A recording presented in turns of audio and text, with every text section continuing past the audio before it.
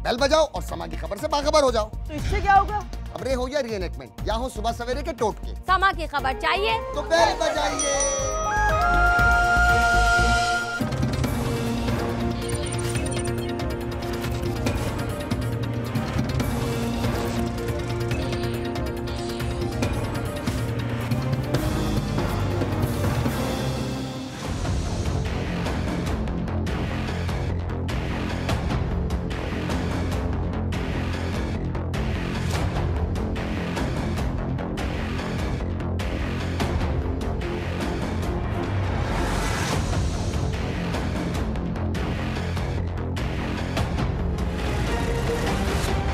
अस्सलाम वालेकुम।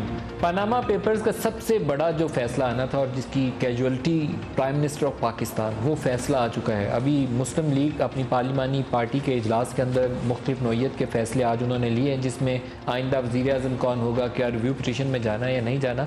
लेकिन पाकिस्तानी सियासी मंजरनामा शायद मुस्तकिल बुनियादों के ऊपर इस फैसले ने तब्दील कर दिया। एक अकाउंटेबिलिटी का प्रोसेस जिसका आगाज़ प्राइम मिनिस्टर से हुआ, ये आगे कहाँ तक जाएगा और इसके लिए अपोजिशन पार्टीज़ क्या हिकमत अमली अपनाएंगी कि वो तमाम एक्यूज़ जिनके ऊपर सदा से नाम आता था या यहाँ से ताकतवर लोग पैसा लेके बाहर चले जाते थे, कहा जाता था कि पाकिस्तान का लूटा हुआ पैसा लेकर आएंगे, आज तक कभी आया नहीं।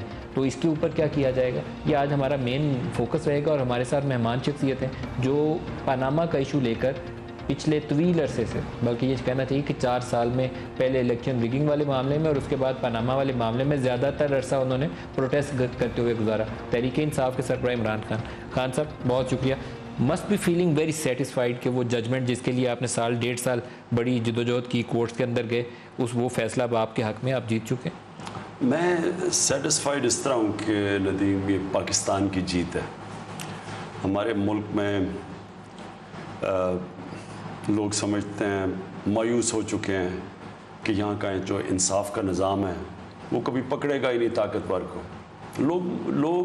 उनके यानी जब ये सारा पनामा का शुरू हुआ और थोड़ी देर के बाद अवाम को पता चल गया कि जब शरीफ फैमिली के मुख्तलिफ बयान आने शुरू हो गए, कोई कुछ कह रहा है, कोई कुछ कह रहा है, एक दूसरे को कॉन्ट्रडिक्ट कर रहे हैं, तो लोगों को थोड़ी देर के बाद पता चल गया कि ये फंस गए हैं इसमें और ये वाकई ये जो पैसा बाहर लेके गए हैं ये चोरी का पैसा है, करप्शन का पैसा है, लोगों को पता चल गया। लेकिन आप यकीन करें नहीं नदीम, लोग फिर भी समझते थे कि कुछ नहीं होगा, जिधर जाओ जी हाँ हमें पता है लेकिन कुछ नहीं होगा, क्योंकि लोगों के जहनों में ये है कि यहाँ कभी ताकतवर पकड़ा ही नहीं जाता। लेकिन खान साहब, ये एक पोलिटिकल स्लोगन के तौर पर थ्रू आउट दी 90s भी करप्शन का इशू इस्तेमाल होता रहा, बल्कि हुकूमतें गिराने के लिए भी यही इशू इस्तेमाल होता था। लेकिन जब वज़ीर आज़म की छुट्टी होती है उसके बाद हम भूल जाते हैं कि वो स्विस का पैसा कहाँ गया, लंदन के वो फ्लैट्स कहाँ गए, वो नाइट ब्रिज के ऊपर जो किसी ने अपार्टमेंट्स लिया हुआ था उसका क्या हुआ, सर्रे पैलेस कहाँ गया, आज तक कभी उसके बाद हमने फॉलो अप नहीं किया। अभी भी यही होगा कि नवाज शरीफ की छुट्टी है, बस सब अच्छा है। नहीं नदीम, ये तो जो आपने मेरे से शुरू में सवाल पूछा ना, हमेशा के लिए पाकिस्तान बदल गया। इस फैसले के बाद आप देखेंगे कि बिजनेस एज यूजुअल नहीं होगी। जो अब तक होता रहा ना कि यही जो आप कहते हैं एक दूसरे के ऊपर इल्ज़ाम लगाते रहे और कुछ नहीं होता था। अब देखें, मैं असेंबली में 2002 में गया, 2002 में मैंने कितनी दफ़ा सुना कि एक हाउस के एक तरफ से खड़ा होकर कहता था कि जी इस प्रोजेक्ट में चोरी हुई है, उधर से बजाय ये कहने की अपनी सफाई दे, और मैं गवर्नमेंट बेंचेस की बात कर रहा हूँ, वो आगे से कहते जी तुमने भी चोरी की थी अपने दौर में। ये सफाई थी कि अच्छा जी तुमने भी चोरी की, दोनों चुप हो जाते थे। यही 90 की जो सियासत चली उसमें यही होता था, आप वो कहते थे आप करप्ट हैं, वो कहते थे आप करप्ट हैं, असल में दोनों पैसे बना रहे थे। तो वो फिर ये स्लोगन पे ही रह जाता था। हुआ क्या कि आहिस्ता आहिस्ता लोग पाकिस्तान के मायूस होने शुरू हो गए। उन्होंने कहा जी तो सारी करप्ट है। जो छांगा मांगा में हुआ, सारी कौम के सामने ये नवाज शरीफ ने इन लोगों को छांगा मांगा के रेस्ट हाउस में रखा। सारी कौम को पता था कि सियासतदानों की कीमतें लगी हैं, इनको ख़रीदा गया है, वोट इनकी ख़रीदी गई है। और उसके बाद ये बिगड़ता ही गया। लोगों को आखिर में ये हो गया कि पॉलिटिक्स तो है ही करप्शन। ये एक चेंज आया बहुत बड़ा कि बजाय एक दूसरे को सिर्फ स्लोगन्स करने के हम सुप्रीम कोर्ट में गए। आपको पता है हम सुप्रीम कोर्ट में गए तो पीपल्स पार्टी ने क्या कहा कि जी ये तो इन्होंने नवाज शरीफ को बचा लेंगे अब, और भी लोगों ने जेन्युइनली उन्होंने समझा कि ये सुप्रीम कोर्ट में चले गए हैं, ये तो कुछ निकला नहीं है, बल्कि नवाज शरीफ को क्लीन चिट मिल जाएगी। तो इसलिए रिस्क लेके हम गए। लेकिन मैं आज दाद देता हूँ, मैं आज पाकिस्तान की सुप्रीम कोर्ट को दाद देता हूँ कि उन्होंने लोगों के ज़हन बदल दिए, उन्होंने उम्मीद दे दी, उन्होंने होप दिया। और JIT को दाद देता हूँ कि JIT ने जिस तरह 2 महीने के अंदर जो ये काम कर गए हैं, अब सारे लोगों को ये अब पता चला है कि ये तो हो सकता है कि अगर विल हो, पॉलिटिकल विल हो, किसी का भी इंतसाब हो सकता है। 62-63 के ऊपर नाहली आप माजी में इसके ऊपर हक में नहीं थे कि किसी के ऊपर ये क्लॉज लगा दी जाए कि तू सादे का अमीना नहीं है, चल फारूक घर जा, कोई कंक्रीट चीज़ें आनी चाहिए। नवाज शरीफ साहब के ऊपर भी बुनियादी तौर पर वही शिक का इतलाक हुआ। देखिए नदीम, सारी दुनिया में सादिक और अमीन रिक्वायरमेंट है लीडरशिप की। हम तो मुसलमान हैं ना। मैं आपको बता रहा हूँ कि मगरब के अंदर जो उनकी डेमोक्रेसीज हैं, अगर आप सादिक और अमीन नहीं हैं, आप किसी ओहदे पे नहीं रह सकते। झूठ बोलने पे रिज़ाइन करना पड़ता है। हैरोल्ड मैकमिलन जो बरतानिया का प्राइम मिनिस्टर था, झूठ बोलने पे, परफ्यूम अफेयर था, झूठ बोलने पे उसको रिज़ाइन करना पड़ा। रिचर्ड निक्सन को झूठ बोलने पे रिज़ाइन करना पड़ा। तो वहाँ भी सच्चाई लीडरशिप के लिए ज़रूरी है, और ईमानदारी तो बहुत ही ज़रूरी है, क्योंकि पब्लिक का पैसा, यानी आप पब्लिक ट्रेजरी के इमानत है आपकी। और अगर आपकी दयानतदारी पे क्वेश्चन मार्क आ जाता है, ये तो चला ना सारा पार्लियामेंट से लेके ये सारा चलते चलते सुप्रीम कोर्ट से यहाँ पहुँचे हम 1.25 साल में। अब मैं आपको बता दूं, मगरब के अंदर अगर इंग्लैंड में जब डेविड कैमरॉन का नाम आया पनामा पेपर्स में, अगर वो पार्लियामेंट में अपनी सफाई पेश ना करता, उसकी अपनी पार्टी ने कहना था छोड़ दो, कंजर्वेटिव पार्टी ने उसको निकाल देना था। लेकिन आप टॉर्च बेरर बने, अब आपको मिसाल भी बनना पड़ेगा। आपकी जमात के अंदर से अगर ऐसे लोग निकल आए जिनके ऊपर करप्शन की छाप है, नैब की छाप है, बल्कि हैं, अभी आपने शामिल किए हैं उन लोगों को साथ बिठा के, तो फिर क्या करेंगे? जिसको भी अभी तक शामिल किया, किसी के ऊपर नैब का केस नहीं है। 2 लोगों पे तो है पीपल्स पार्टी के। हमने तो जो देखे हैं, कोई नैब के केसेस नहीं है। जो उन्होंने हमें नैब से क्लियर दिखाया है कि उनके ऊपर कोई एक के भाई के ऊपर है, उसके ऊपर नहीं है। लेकिन मैं कुछ और बात कर रहा हूँ। देखिए नदीम, 1000 टिकट देने हैं, 1000 टिकट देने हैं। अब ये मैं कहूँ कि 1000 मुझे कहीं से फरिश्ते मिल जाएंगे, ये नामुमकिन है। एक मुल्क में जिधर रूल ऑफ लॉ तबाह हो चुका है, जिधर हमारी अखलाकियात तबाह हो गई है, उधर ये ना एक्सपेक्ट करना कि मैं चुनूंगा सारे स्नो वाइट लोग निकलेंगे, ये नहीं होगा। लेकिन जो मैं लोगों को गारंटी करता हूँ, मैं अवाम से जो वादा करता हूँ, इंशाल्लाह कभी इक़्तिदार मिला, इदारे में ऐसे बना दूंगा कि चाहे हमारा चाहे जो दूसरा जो भी करप्शन करेगा पकड़ा जाएगा। कितने चांसेस देखते हैं तक तहरीक इंसाफ के, क्योंकि नून लीग के लिए बहुत बड़ा धचका, आई डोंट नो कि वो कैसे इसको संभालेंगे। इलेक्शन में जाने से पहले, इलेक्शन ईयर में किसी पार्टी के सरबराह के ऊपर ये छाप लग जाए कि करप्शन में उनको डिसमिस कर दिया गया, फायर कर दिया गया, अदालत ने नाहल सदा के लिए करार दे दिया, बहुत बड़ी ये एक किस्म की मलामत बन जाती है। अपनी जमात के कितने चांसेस देखते हैं? देखिए, मैं समझता हूँ कि नून लीग ने तो अपने आप को बड़ा नुकसान पहुँचाया। अगर ये डेमोक्रेटिक पार्टी होती तो इन्होंने फौरी तौर पर नवाज शरीफ को कहना था कि आप रिज़ाइन करें। जब तक कि आप अपने आप को क्लियर नहीं करते ये पनामा पेपर्स के ऊपर, आप बाहर बैठे और वो कोई और प्राइम मिनिस्टर मुंतखब करते, पार्टी को डैमेज ना होता। यह पार्टी और नवाज शरीफ एक ही बन गए। नवाज शरीफ ख़ानदान और नून लीग एक ही हो गई। नून लीग ने नवाज शरीफ को डिफेंड करना शुरू कर दिया, उनके वजीरों ने जाके डिफेंड करना शुरू कर दिया। उससे क्या हुआ है? सारी पार्टी को नुकसान हुआ है। आज जब ये फैसला आया है, अब मैं उनके वजीरों को कल देख रहा था, ऐसी पागलों वाली बातें कर रहे थे, इतनी फुलिश बातें कर रहे थे, एमको वाली बातें कर रहे थे। कहे कि अच्छा जी नवाज शरीफ को कोई करप्शन साबित नहीं हुई। हाँ, वो कहते हैं जी एफजेडी कैपिटल वो तनख्वाह का सर्टिफिकेट था, बस उससे निकाल दिया। एक्चुअली तो उन्होंने डिस्क्वालिफिकेशन उसी पे की। एक एफजेडी है, उन्होंने मेरे ख्याल में वो उर्दू में जब ट्रांसलेशन होगा तो उनको पता चलेगा कि है क्या क्या चार्जेस उसके ऊपर। बाकी रेफरेंसेस हैं, बाकियों पे डिस्क्वालिफिकेशन नहीं। रेफरेंसेस जो हैं, असल में जो चीज़ नवाज शरीफ को ले बैठी है वो झूठ है। और वो झूठ किस चीज़ के ऊपर है? अरबों रुपए की आपके बच्चों के नाम पे प्रॉपर्टीज निकली हैं। जो हमने 4 मेफेयर के फ्लैट्स की बात की थी, उससे तो बहुत ज़्यादा अरबों रुपए की प्रॉपर्टी इनके 2 बेटों के नाम निकलाई है। हसन शरीफ और हुसैन शरीफ की जो कंपनीज निकली हैं बाहर, वहाँ तो अरबों रुपए की प्रॉपर्टीज़ हैं। अब ये जो सारा इनको अगर मैं गवर्नमेंट की पोजीशन होल्ड करता हूं, अगर मैं पब्लिक ऑफिस होल्ड करता हूं और मेरे बच्चों के नाम पे अरबों रुपए की प्रॉपर्टी निकलाती है, मेरी जिम्मेदारी है, मुझे बताना पड़ता है कि किधर से पैसा आया। लेकिन खान साहब अदालत ने उस पर डिस्क्वालिफिकेशन नहीं, मैं बात तो पहले सुनने।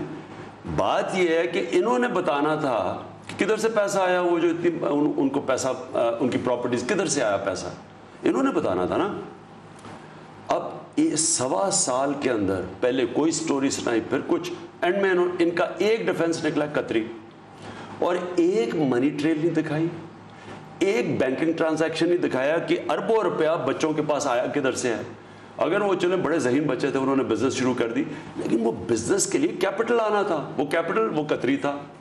तो जब कतरी का सारा फ्रॉड निकलाया तो नवाज शरीफ के लिए तो उनको तो खुद ही रिजाइन कर देना चाहिए था। तो ये जो आप रेफरेंस कह रहे हैं, उन्होंने ये तो एक, आपको पता है जो FZE की बात कर रहे हैं, ये क्या है FZE? ये मनी लॉन्ड्रिंग के लिए कंपनी थी। ये कंपनीज बनाई हुई हैं जिनके थ्रू पैसा मनी लॉन्डर करके बाहर लेके जाते थे। इस फैसले का नून लीग को कितना नुकसान होगा एज ए पॉलिटिकल पार्टी? मेरे ख्याल में बहुत नुकसान हुआ है, और नून लीग को और भी नुकसान होगा, क्योंकि मुझे लगता है शहबाज शरीफ को बनाने जा रहे हैं, और अगर शहबाज शरीफ को बनाएंगे तो उसके ऊपर तो खुद रेफरेंस चली गई है हुदैबा पेपर मिल में, वो तो खुद मनी लॉन्ड्रिंग के अंदर उनका तो नाम आया हुआ है, डायरेक्टर थे उसमें हुदैबा पेपर मिल में। अच्छा, बुखारी साहब से हम इंटरव्यू कर रहे थे, उन्होंने कहा कि हमारे पास कुछ ऐसी एविडेंसेस हैं, कल तौफीक की सेटलमेंट हुई थी, वो मिलियंस ऑफ डॉलर जिन अकाउंट से आए थे, they are linked with Sharif family, और उन्होंने कहा जिस दिन इमरान खान कहेंगे 1 माह के अंदर रेफरेंस फाइल कर देंगे। करेंगे फाइल? बिल्कुल करेंगे, हम बिल्कुल शहबाज शरीफ के खिलाफ करेंगे। और मैं इसलिए, आपने मेरे से सवाल पूछा कि नून लीग को नुकसान होगा या नहीं होगा, अब जिस आदमी के ऊपर, और हुदैबा पेपर मिल का खुल गया है, उसकी तो नैब में रेफरेंस चली गई है, तो जिस आदमी का नाम आया शहबाज शरीफ को, अगर उसको प्राइम मिनिस्टर बनाएंगे, अब सोचें कि ये नून लीग अपने आप को और नुकसान नहीं पहुंचा रही। और दूसरा सवाल कि क्या शरीफ खानदान के अलावा कोई भी इस पार्टी में नहीं है अहलियत रखता है वजीर आजम बनने की? आप होते तो किसको बना देते? नहीं, मैं तो नून लीग में नहीं हूं ना, मैं कह रहा हूं कि नून लीग को सवाल पूछना चाहिए, कोई भी नहीं है। देखिए, अपनी फैमिली रूल तो वो नहीं छोड़ेंगे, उनकी सारी बका की 36-37 साल से वजह यही थी फैमिली रूल, तो वो अब टूट गया। तो मैं वही कह रहा हूँ ना कि वो जो उन्होंने ये जो नून लीग, आपने मेरे से सवाल पूछा कि नून लीग को नुकसान होगा, नहीं हो, बहुत बड़ा नुकसान होगा। अगर एक ही फैमिली के हाथ में ये पार्टी है और सरबराही सिर्फ फैमिली के पास ही है, पहले तो ये डेमोक्रेटिक पार्टी है ही नहीं, इसका मतलब तो ये बात से आता है। और दूसरा, अगर वो फैमिली सारी करप्शन में फंस जाती है, जो फंस गई है, तो सारी पार्टी को भी नुकसान हो। चौधरी निसार एक भारी भरकम शख्सियत थे, बल्कि वो मीडिया के ऊपर आके बोल पड़े, लेकिन नई पार्टी ने उन्हें कंसिडर किया। आपके दोस्त हैं, कुछ बातचीत हुई इन दिनों में उनसे?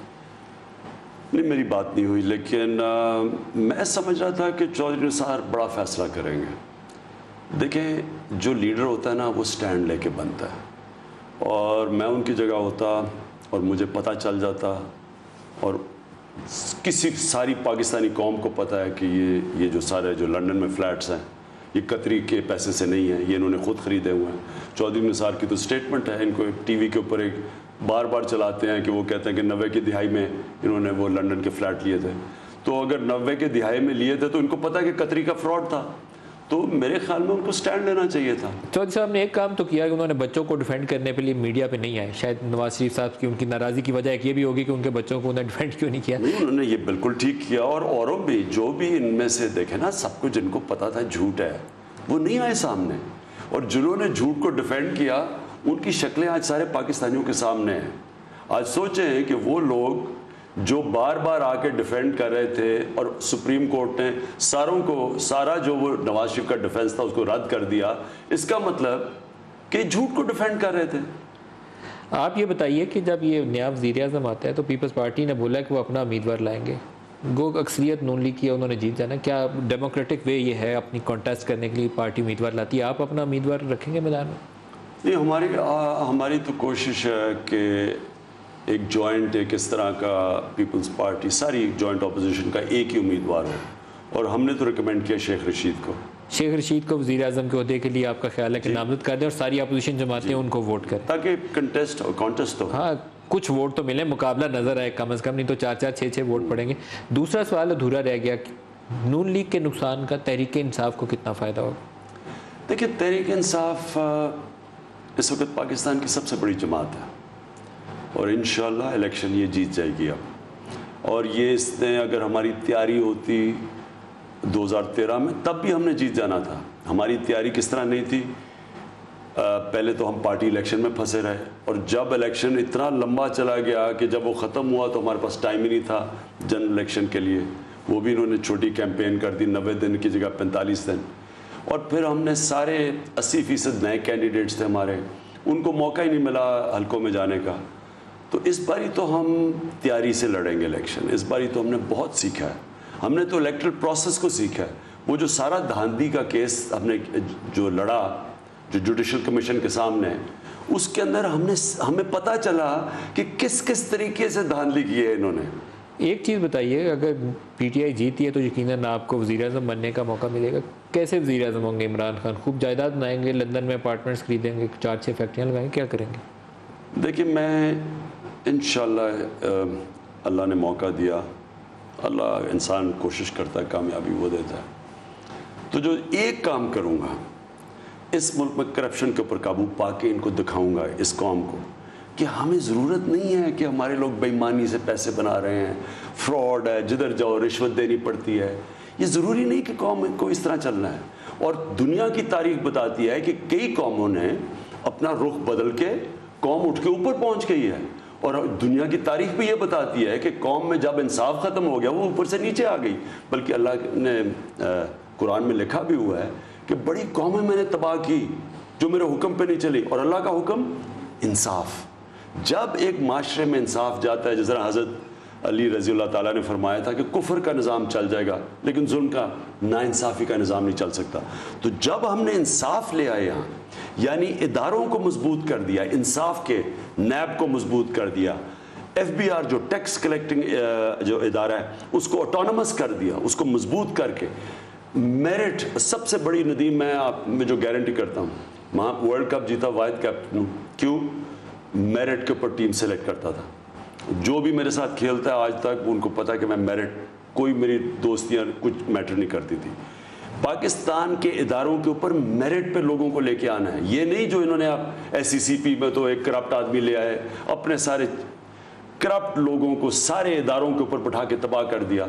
इदारों के ऊपर आप जब हम मेरिट पे मजबूत इदारे बनाएंगे वो पाकिस्तान को उठाएंगे। अच्छा, एक पाकिस्तान जैसे मुल्कों का अलमिया ये रहता है कि हमारे लीडरान की जो जायदादें हैं ना, हमारे रहनुमाओं की, वो आमतौर पर इक़्तिदार में रहते हुए बनती हैं। आप वज़ीर-ए-आज़म हैं तो आप 1 अरब से शुरू किया है तो 10-20 अरब पे जाके आपकी 5 साल दौर पूरा होता है। यही हाल वज़ीरों का होता है। ऐसा लीडर चाहिए, ऐसा वज़ीर-ए-आज़म चाहिए जिसकी जायदाद बढ़े नहीं कम हो जाए, तब पाकिस्तान चलेगा। कि ये वादा करते हैं कि इमरान खान की जायदादों में इजाफा नहीं होगा। देखिए, मैं पहले तो ओपन होना चाहिए, ट्रांसपेरेंट, कि ये बनी गाल है बस और कुछ नहीं बनाऊंगा। देखिए नदीम, मैं आपको पता था, अगर मैंने पैसा बनाना होता तो मैं पॉलिटिक्स में क्यों आता? मैं वो वाहिद पॉलिटिशियन हूँ जो पॉलिटिक्स से आने से पहले दुनिया में नाम था। क्रिकेट में एक ऑल टाइम ग्रेड्स में मेरा नाम आ चुका था, नंबर 2-3 बेस्ट ऑलराउंडर, कैप्टन्स में टॉप था। पैसा बनाना मेरे लिए कोई इशू ही नहीं था। अभी भी जब मेरे पैसे कम होते थे, हर वर्ल्ड कप पे मैं क्रिकेट के ऊपर तबसरे करता था, मजमून लिखता था और इतने पैसे बनाता था कि अगले वर्ल्ड कप तक मेरे पास चल जाते थे। अब जब मैं पॉलिटिक्स में भी था, यानी अगर मैंने पैसा बनाना है मैं शुगर मिल्स बना देता। अगर मैं शौकत खानम बना सकता हूँ इंटरनेशनल लेवल का, अल्लाह ने सलाहियत दी है बनाने की, एक इंटरनेशनल लेवल की यूनिवर्सिटी दी है, मैं कमर्शियल भी बना सकता था, कमर्शियल इंग्लिश मीडियम स्कूल बना, यानी कुछ भी कर सकता था। पॉलिटिक्स में तो ना आता पैसे बनाने के लिए। इन सब को देख लें, कोई जानता था इनको पॉलिटिक्स से पहले? कोई नवाज शरीफ को जानता था, कोई जरदारी को जानता था, इनमें से फजल रहमान को कोई जानता था? किसको कौन जानता था? क्या ये वादा है फिर इमरान खान का कि अगर मौका मिला तो आपकी जायदाद में इजाफा नहीं होगा? मैं ये नहीं कि इमरान खान वादा करेगा, वो तो खैर मैंने अभी अपने सारे ये जो मेरा अदालत में केस हो रहा है, मैंने 2011 या 12 में अपने सारे असासे डिक्लेयर करके अपनी वेबसाइट पर डाले हुए हैं, PTI की वेबसाइट। वही रहेंगे या बढ़ेंगे?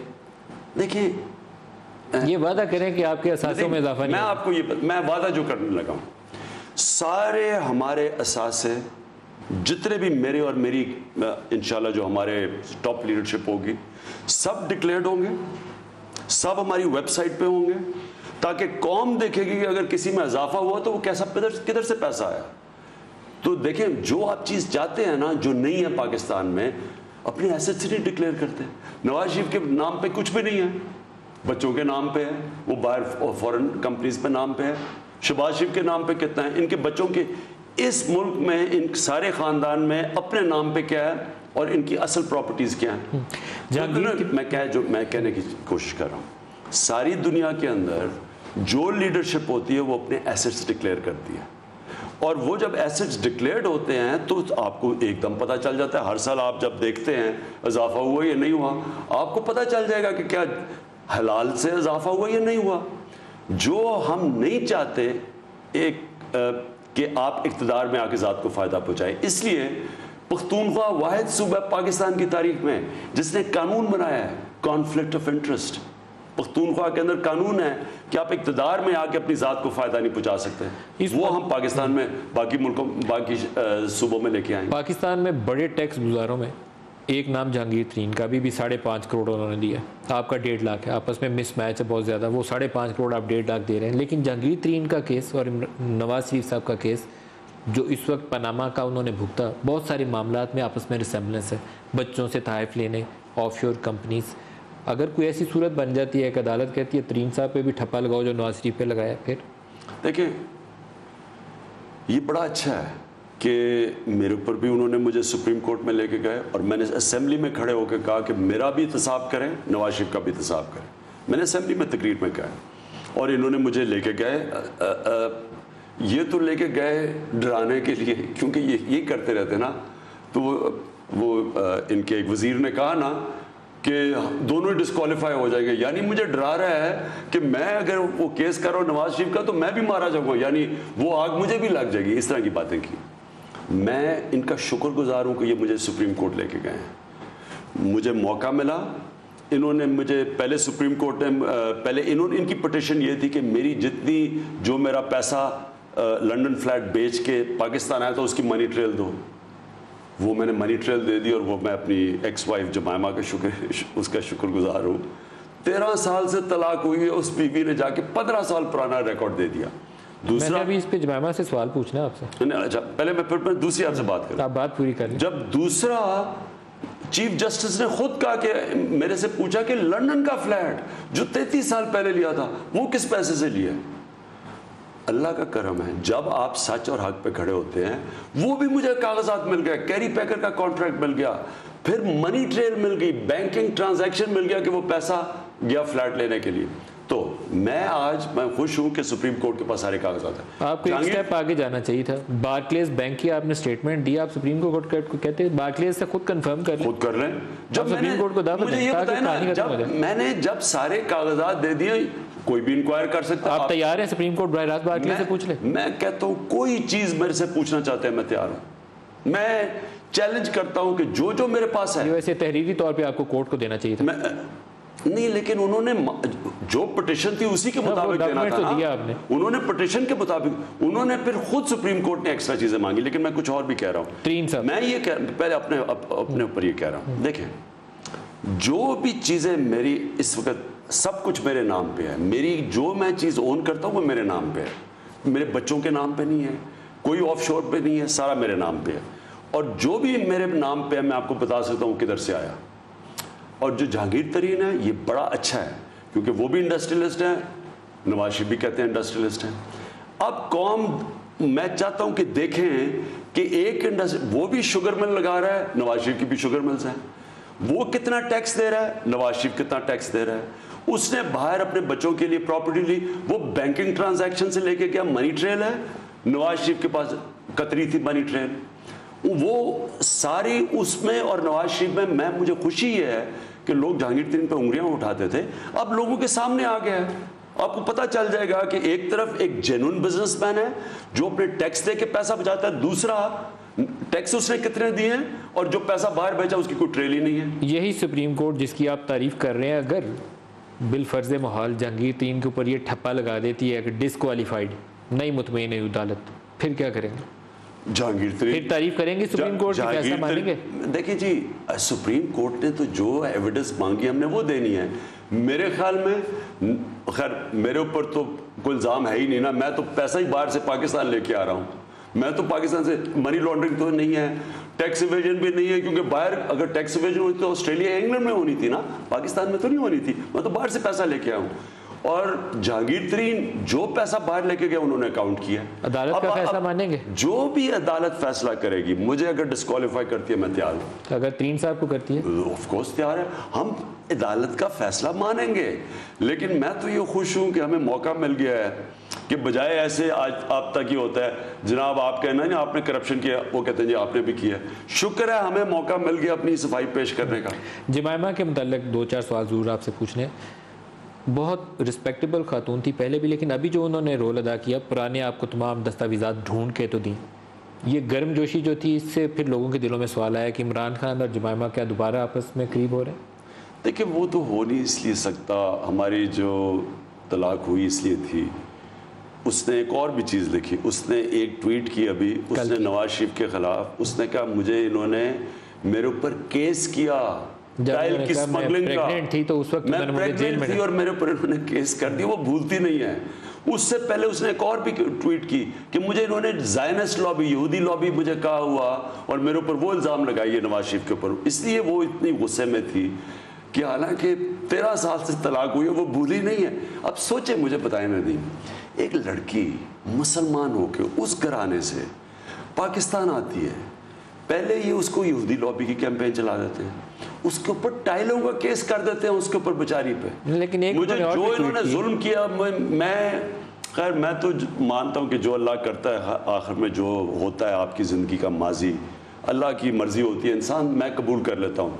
लेकिन जो इन्होंने उसके ऊपर तकलीफ की थी ना, वो मुझे मेरे दिल से नहीं निकलता, जो मुझे गुस्सा है इनके ऊपर। एक उन्होंने और जब मैंने जो ड्रामे देखे ना, इन्होंने JIT में जाते हुए मरियम नवाज जब जा रही थी और जो सारा इन्होंने नून लीग ने उठाया, पता नहीं क्या हो गया, तौहीन हो गया, मुझे तब वो याद आया। वो 21 साल की लड़की बेचारी यहाँ के मुसलमान होके आई और जो उसकी मैं हालत देखता था ना, लेकिन मुझे तो ये बुरा भला कहते रहे हैं, मैं एक सारी ज़िंदगी इंसान मुकाबला करता रहा, मैं तो मुझे पता है कैसे लड़ना है। उस बेचारी के ऊपर जो गुजरी, हालांकि वो खैर वो एक और चीज़ है, लेकिन अल्लाह अल हक है, सच का खुदा है। आखिर में उसने इनको भी दिखा दिया कि क्या होता है कि जब आपकी भी आप जब किसी के ऊपर करते हैं तो वो आपके ऊपर भी आती है। उनकी एक और ट्वीट थी, उन्होंने कहा आज तक पाकिस्तान में किसी ने 5 साल वज़ीर आज़म ने पूरे नहीं किए, बट इंशाल्लाह नेक्स्ट वन विल। इंशाल्लाह। तो आप तैयार बैठे हैं? देखिए नदीम, इलेक्शन आप ये मेरे से पूछ रहे हैं कि क्या मैं इलेक्शन रीजन तो मैं जीतूंगा या नहीं। मैं तो हमेशा जिस मैदान में जाता हूँ मैं समझता हूँ मैं जीतूंगा। मैं तो आज से 21 साल पहले 5 महीने की पार्टी जब इलेक्शन लड़ने जा रही थी, मैं तो तब भी समझ रहा था मैं जीतूंगा। तो वो तो आप मेरे से ये तो इलेक्शन लड़ता है इंसान जीतने के लिए, हारने के लिए तो नहीं लड़ता। एक ब्रेक ले लें खान साहब, एक ब्रेक ले लें कि हमारे साथ रहिएगा।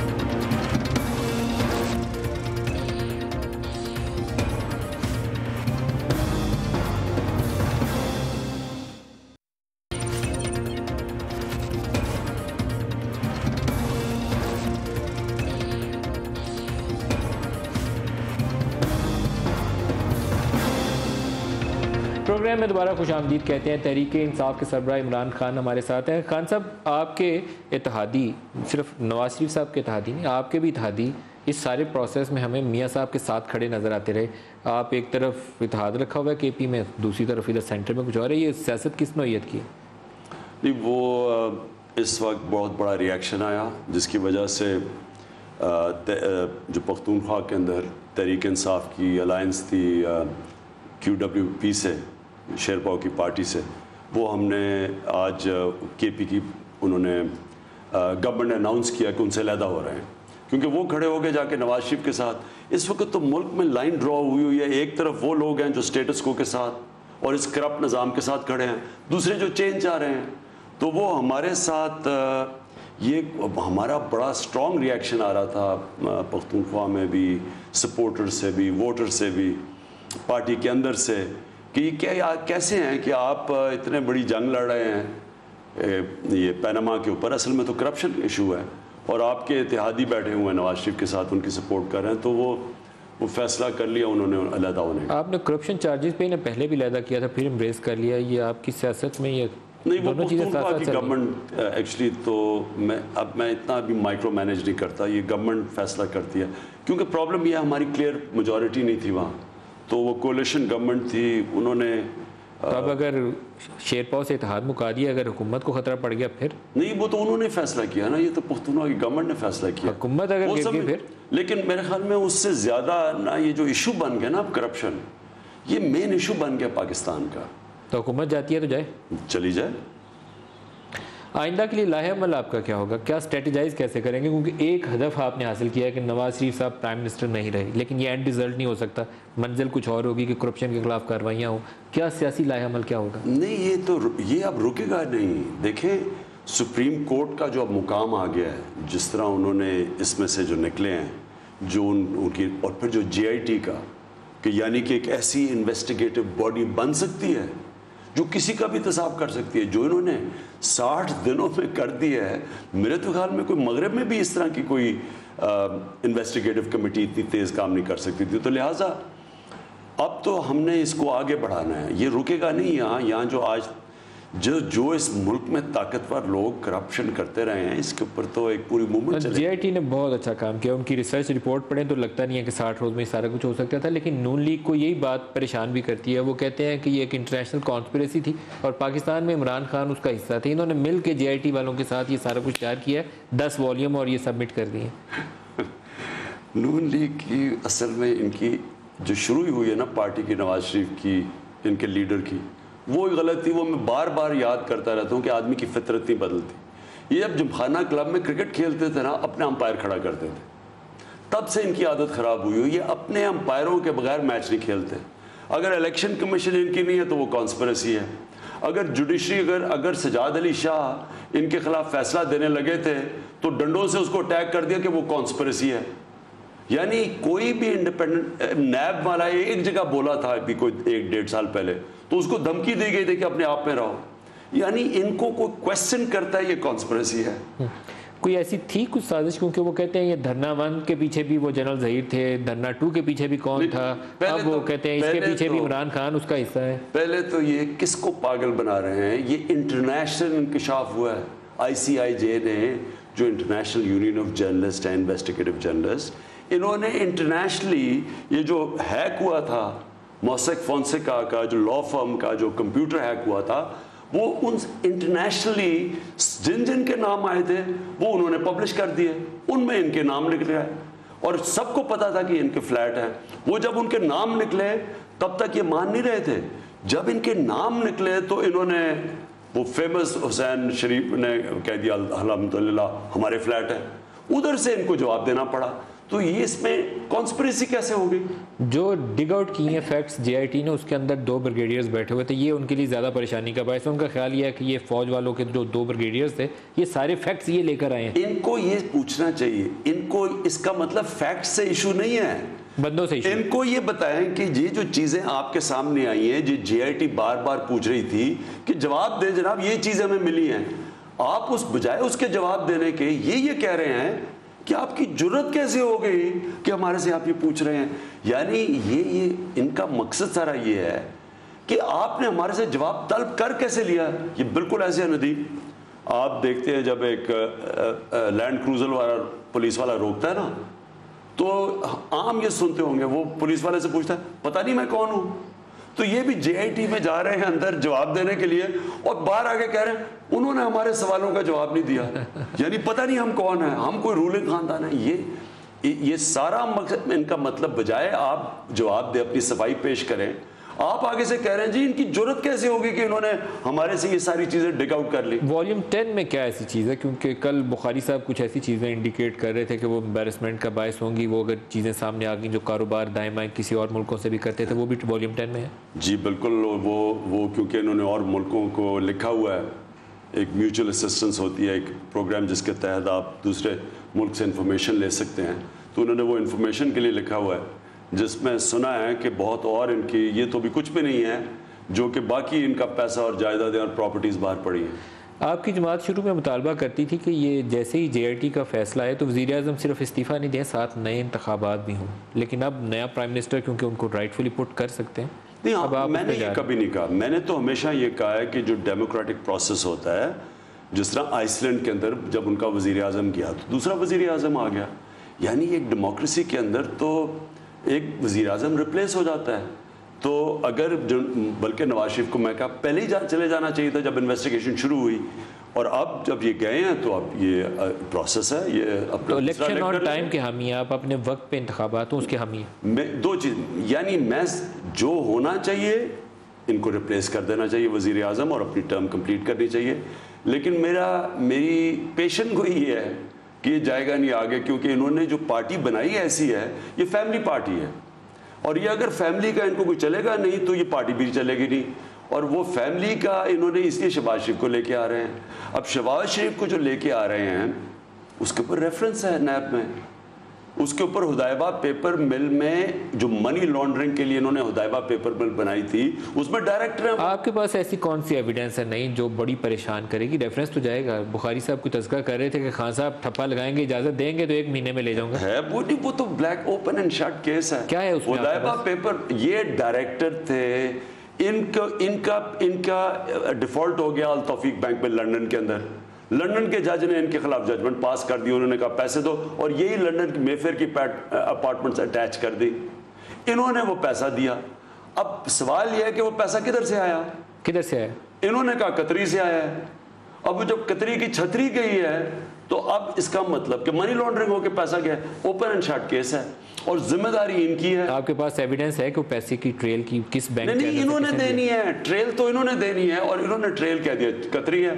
अब कतरी को जब कोर्ट ने डिस्कार्ड कर दिया, इसका मतलब मनी लॉन्ड्रिंग करके इन्होंने पैसा दिया है, तो ये तो सीधा सीधा केस फंसता है इसमें। कब तक ये मॉडल टाउन में फंसते हैं। मॉडल टाउन का बड़ा सीरियस केस है। जस्टिस नजफी की जो रिपोर्ट है वो डायरेक्टली उसमें तो इम्प्लीकेट होंगे शहबाज शरीफ। कब तक इरादा है रेफरेंस फाइल करने का? वो तो हम इंशाल्लाह कल संडे नहीं मंडे को मीटिंग कर रहे हैं। मंडे की मीटिंग में फैसला करेंगे कि क्या रेफरेंस फाइल करना है। अच्छा, थोड़ा सा मैं दोबारा आपको नवाज शरीफ साहब और पंजाब की तरफ ले आऊँ, क्योंकि बैटलफील्ड पंजाब ने बनना है। वहाँ से जो जीतेगा मरकज़ में लाइकली उसी की हुकूमत बनती है। 148 डायरेक्टली कॉन्टेस्टेड सीट्स हैं वहाँ पे। लास्ट इलेक्शंस के अंदर एक सीट पीपल्स पार्टी की थी, शायद 17 परहैप्स आपकी थी, और बाकी नून लीग जीत गई, इंडिपेंडेंट्स भी उधर चले गए। शहबाज शरीफ को अगर ये मरकज़ से पंजाब से मरकज़ में ले आते हैं तो पंजाब में नया वज़ीर आला भी आएगा, पंजाब भी हिलेगा। आपके लिए वहाँ स्कोप कुछ ज़्यादा बनता जा रहा है, क्या नज़र आता है? स्कोप तो खैर सारे पाकिस्तान में इस वक्त सारा पाकिस्तान चेंज चाहता है। इनके लिए बड़ा बुरा वक्त मैं देख रहा हूँ नून लीग के लिए, क्योंकि एक ख़ानदान की पार्टी बन गई है, और ख़ानदान क्योंकि फंस गया है तो पार्टी भी फंस गई है। मैं करना तो इनको पूरे 5 साल पूरे चाहिए, इनको इनका टर्म पूरी करनी चाहिए, लेकिन मेरे नहीं ख्याल में कर सकेंगे, क्योंकि देखें ना शहबाज शरीफ के ऊपर अब जब केसेस होंगे, अब मुझे ये बताएं कि क्या शहबाज शरीफ जाके जो प्राइम मिनिस्टर हैं वो बेल बिफोर अरेस्ट ले रहे होंगे, क्योंकि इनका तो केस चला गया नैब में, तो क्या करेंगे ये? कभी सोचा दुनिया में कि मुल्क का प्राइम मिनिस्टर की रेफरेंस होगी और इससे कितना बुरा इम्पैक्ट पड़ेगा, और फिर क्या पाकिस्तान की फिर गवर्नमेंट सारी लगी होगी शहबाज शरीफ प्राइम मिनिस्टर को बचाने के लिए। जो अब हुआ है सारा काम स्टैंड स्टिल पे इसलिए था कि गवर्नमेंट का काम था नवाज शरीफ को बचाना। LOC पे फायरिंग हो रही है, दहशतगर्द हो रही है, कोई फिक्र नहीं है, सिर्फ अपने आप को बचाने के लिए थी गवर्नमेंट का काम। पंजाब में आपके चांसेस क्या है तहरीक इंसाफ के? तहरीक इंसाफ जीत जाएगी इंशाल्लाह इलेक्शन, और वो मैं इसलिए कह रहा हूँ कि तहरीक इंसाफ अब तैयारी से लड़ेगी। अब तहरीक इंसाफ धांधली नहीं होने देगी। हमने इलेक्शन कमीशन से कई चीज़ें जाके पहले हम सेटल करेंगे। नादरा ने जो रोल प्ले किया वो भी हम देखेंगे। इन्होंने बहुत बुरा रोल प्ले किया, इन्होंने मिल के किया है। जो 2013 का इलेक्शन था नदीम, 22 पार्टीज कह रही हैं धांधली हुई, एक आदमी को उन्होंने नहीं पकड़ा। वो 2.5 करोड़ बैलेट मिसिंग था, एक आदमी को उन्होंने निकाला, क्योंकि इलेक्शन कमीशन मिली हुई थी इनके साथ। इसलिए अब हमने तो सारा स्टडी कर लिया है, अब तो हमारी तैयारी है। इस बात के इम्कानात मौजूद हैं कि आप कोई सीट एडजस्टमेंट वगैरह पीपल्स पार्टी या दीगर जमातों से करें? नहीं, अभी तक तो कोई हमारा प्लान नहीं है। Independent Tehreek Insaf election contest करेंगे? नहीं, हम किसी से कर सकते हैं अभी, लेकिन पीपल्स पार्टी से तो नहीं हमारी कोई सीट एडजस्टमेंट होगी, नहीं हो सकती। आमतौर पर सिंध के अंदर देखें तो आपने पंजाब फोकस बहुत रखा है, शरीफ फैमिली को बहुत फोकस रखा है, लेकिन कराची जाएं या सिंध में जाएं तो वहाँ लोगों का एक शिकवा होता है कि इमरान खान नवाज शरीफ के पीछे तो लगे हुए हैं पिछले 4 साल से, लेकिन सिंध पे तवज्जो नहीं दी। नहीं, मैं पिछले 4 साल से नवाज शरीफ के पीछे नहीं लगा हुआ था, पहले मैं धांधली के पीछे लगा हुआ था। फ्री एंड फेयर इलेक्शन के बगैर जमहूरियत नहीं होती। 22 पार्टीज कह रही थी धांधली हुई है, सारी पार्टीज कह रही थी, तो मैं इन्वेस्टिगेशन मांग रहा था क्योंकि अगला इलेक्शन ठीक हो। उसमें बड़ा टाइम गया क्योंकि इन्होंने धांधली की हुई थी, ये इन्वेस्टिगेशन होने नहीं दे रहे थे। अब उसके बाद पैनमा आ गया। पैनमा मनी लॉन्ड्रिंग का केस है। पाकिस्तान में 10 अरब डॉलर की मनी लॉन्ड्रिंग होती है। अगर प्राइम मिनिस्टर मुलव्वस है मनी लॉन्ड्रिंग में, फाइनेंस मिनिस्टर है, वो जो है चीफ मिनिस्टर है शहबाज शरीफ, वो जो नेशनल बैंक का हेड सईद अहमद वो मुलव्वस है, तो कैसे ये मनी लॉन्ड्रिंग रोकेंगे? जब आपकी लीडरशिप मिलकर खुद मनी लॉन्ड्रिंग कर रही है तो सारे इदारे तो आपने कंट्रोल करके मनी लॉन्ड्रिंग कर रहे हैं ना, तो वो बाकियों को भी नहीं रोक सकते। तो मेरा ये पाकिस्तान का फ्यूचर का केस है, ये मेरे तो नहीं पैसे चोरी कर रहे थे ये। लास्ट क्लोजिंग रिमार्क्स आपसे, अगर आपको मौका मिला तो क्या निज़ाम में हुकूमत देंगे कि लोगों की ज़िंदगियों में आसानी पैदा हो? इदारे मजबूत करूँगा, इस मुल्क से पैसे इकट्ठे करूँगा, इतना पैसा इकट्ठा करूँगा ताकि हम अपने लोगों के ऊपर खर्च कर सकें, करप्शन ख़त्म करूँगा, FBR को रिफॉर्म करके टैक्स बढ़ाऊँगा नहीं लेकिन वसूल करूँगा, और यहाँ माहौल बना दूँगा इंशाअल्लाह जिस तरह पख्तूनख्वा के अंदर तारीखी इन्वेस्टमेंट आ रही है, आज सरमायाकारी हो रही है पख्तूनख्वा में। क्यों? क्योंकि हमने पुलिस का निज़ाम ठीक कर दिया, हमारे लोगों की जान और माल की हिफाजत शुरू हो गई, लोगों को कॉन्फिडेंस आ गया।